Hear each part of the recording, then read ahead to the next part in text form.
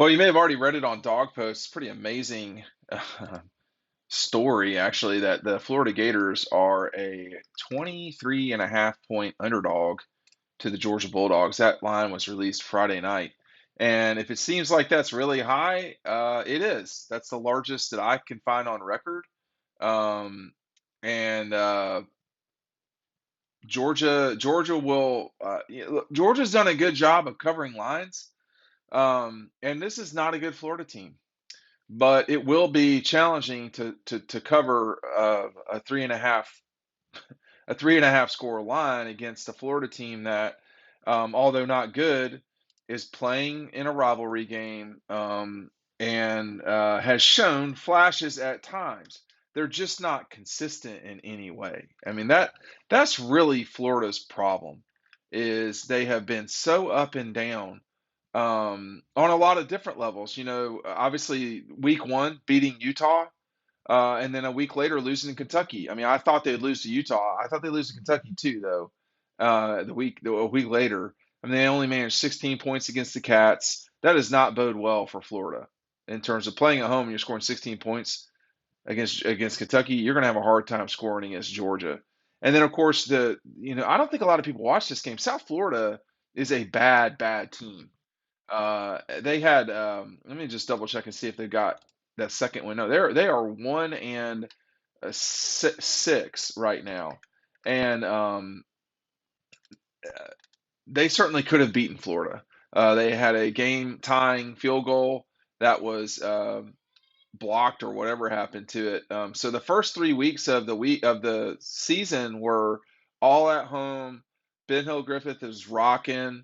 Um, and they come out with just sort of, although an amazing top 10 win over Utah, the other two games were just really foreshadowing what was to come, and then a week later up at Neyland, a wild game with Tennessee, really, in that Tennessee game, with the Gators, Tennessee, how do you put this? They kind of reverted, it feels like. So the game was tight at the half. Tennessee had a field goal lead, and then they pushed it out to a 31-21 lead in the fourth, going into the fourth. But they had to hold on to win. That was the part that was so wild. And Hendon Hooker really performed well in that game. Both teams nearly with 600 yards of offense. Um, it it it was anyway. So that was that game for Florida, and then of course, a week later, after Georgia, excuse me, 2 weeks later, after Georgia really struggled with Missouri, Florida struggled with Missouri at home, and had to win that game on the last drive of the game. Um, a game that was 10-all at the half. The only thing that separated those two teams, Missouri's defense is pretty good, and Anthony Richardson had 66 yards passing. I mean, Florida really had to try to figure out how to win that game. They did, but it was a real fight. And then, I don't know if this is their worst loss of the year. I think probably it was, which was the LSU game. I mean, Florida doesn't go away. That's the one thing to remember, when you're playing the Gators, is they're just not. I don't think they're just going to roll over and die. They got a 14-7 on LSU, and then LSU basically exploded from there. By the end of the third quarter, it was 40. What was that? 42-21. Now Florida scored a couple of touchdowns in the fourth quarter, so they don't just quit. That's for sure. But Richardson had another sub 200-yard game, against LSU as well. A season ago against the Dogs, this game, Richardson played in this game. I didn't understand why Dan Mullen put him in the game. I thought Emory Jones gave them a better chance to win. As it turns out, that was probably true. Emory Jones played against the Dogs as well. But, Richardson cost them the game with a pick six, a strip fumble, a tipped ball for an interception. It just gave Georgia 21 points right at the close. It might have been, the score of that game might have been 3-0 or 10-0 at the half. I mean, Florida was playing Georgia as hard as anybody had that season, except the Clemson game at the beginning of the year. And they just, you know, fell apart in a 2-minute period. And you're allowed to win games like that, and Georgia did. And I think that's the part that was so striking a year ago, was how quickly Florida collapsed in that time. Georgia can do that to people, though. It is true that they can just like landslide you, but coming in this game, if Florida really wants a chance, they're going to have to take something away from Georgia. I don't know. I mean, they've got a really good linebacker in Miller, the Gators, but they're going to have to take something away. Stetson Bennett has not played well yet in his career against Florida for a full game. In 2020, he got hurt after throwing that touchdown to Marcus Rosemary-Jack-Saint, but he has not had a complete game against Florida in his career, so maybe there's something to that. I don't know, South Georgia guy, this, that, and the other, but probably not. I think if you're the Gators, you've got to figure out how to take something away from Georgia's offense, which is, as of today, actually, I don't know if this is going to be updated by the time that I look at it, because I don't think they update it until later. Well, it is updated. How about that? In terms of total offense, you're talking about the number 2 offense in the country. So they basically are playing Tennessee Light or Tennessee Coke Zero. I mean, Georgia's averaging 526 yards of offense. There was a time when Georgia critics, I guess you could say, Kirby critics, were saying he would not adapt. And they're averaging more yards than Ohio State. I mean, that's pretty impressive. Now they're not scoring as much as Ohio State, but they don't have Stetson Bennett in the game, up 35 or whatever it was in the fourth quarter. They're happy to get Carson back in there to chunk the ball around and still average 42 points a game. It's going to be tough for Florida to win this game. Period. I mean, this is not a Florida team that is equipped to really, really score.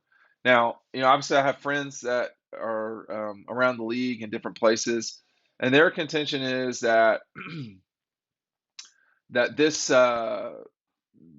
Florida team is basically Anthony Richardson, and if you stop him, that's it. I like their running backs. I think their running backs are good. I mean, maybe that's just me, but I think ETN is a powerful guy. He can get you 7 on one play, and so that's something to watch. But the problem with anybody playing Georgia, Tennessee, Florida, Kent State, is to be able to do it for 60 full minutes and win the game. Missouri, it's really hard to do that. It doesn't mean you can't do it. It's just really hard to pull that off against Georgia. They are consistently good. They they simply don't allow you to do a lot. I mean, just when statistics at the beginning of the season, they only tell so much. You should still trust your eyes, you know. And some statistics can be that you would think would really be a big deal, aren't. I mean, for instance, Georgia Tech is the number 4 team in the country in turnover margin. Georgia Tech is horrible, period. But when you look across the spectrum of things here, you have Georgia number 2 in total offense. They are constantly popping up in these things. They're number 2 in total offense. They're number 4 in total defense. The only team that is in their universe with this stuff is Ohio State. Ohio State is number 4 in total offense, and they're number 2 in total defense. They're separated by 2 yards on defense. Excuse me, they're separated by 8 yards, about 7 yards on defense, and they're separated by about 10 yards on offense.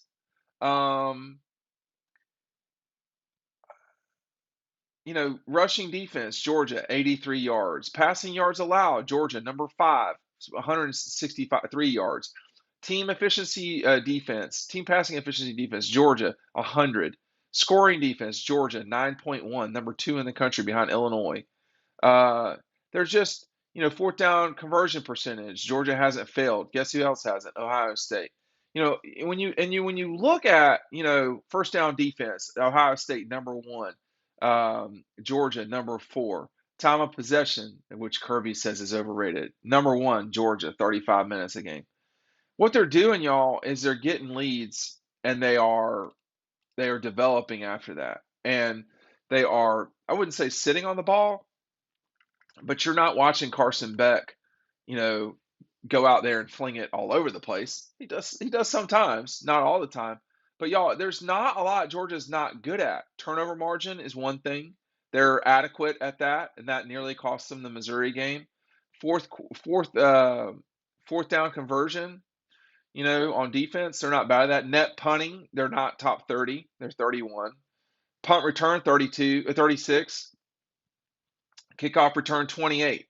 Literally everything else they do, they are top 30 or top 20. I mean, the vast majority of things they do, they're top 10. Total offense, passing offense, scoring offense, total defense, rushing defense, passing yards allowed, team passing efficiency defense, scoring defense, third down conversion percentage, red zone offense, first downs for the offense, fewest penalties per game, time of possession. They're top 10 in the country in all the things I just talked about. You want to know what Florida's top 10 in? Fewest penalty yards per game, as well as net punting. Those are good things to be good at, actually. Particularly fewest penalty yards. They're a steamroller is headed towards Jacksonville.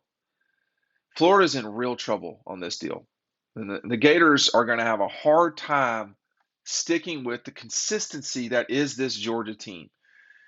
I don't know if you take Georgia, plus 23. Excuse me, plus 23, you definitely do. I don't know if you take them at essentially minus 24. I don't know. That's a lot. But we've seen this year that Georgia has covered a lot of lines. And when you take a look at, oh, well, that seems like it's too much. It usually isn't.